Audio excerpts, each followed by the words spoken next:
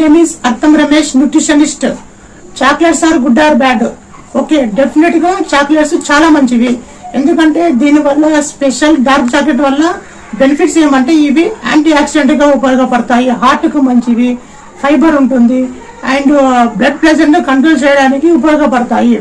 And quality of dark chocolate బట్టి అందులో magnesium, manganese, iron ఇవన్నీ ఉంటాయన్నమాట.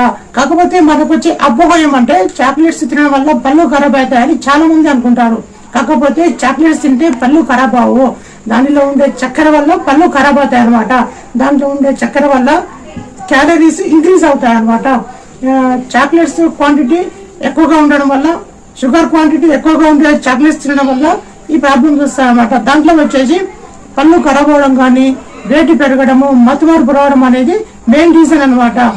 కాకపోతే ఈ చాక్లెట్స్ తినడం వల్ల బెనిఫిట్స్ ఉన్నాయి అండ్ ఎఫెక్ట్స్ కూడా ఉన్నాయి అనమాట. కాబట్టి బెటర్ గా డార్క్ చాక్లెట్ తినడం వల్ల మనకు ఈ పెద్దగా ఇష్యూస్ ఉండవు, క్యాలరీస్ కూడా తక్కువగా ఉంటాయి. కాకపోతే ఇక్కడ ప్రాబ్లం ఏంటంటే డార్క్ చాక్లెట్లు కొద్దిగా చేదుగా ఉంటాయి. చేదుగా ఉందా no problem, you can have that.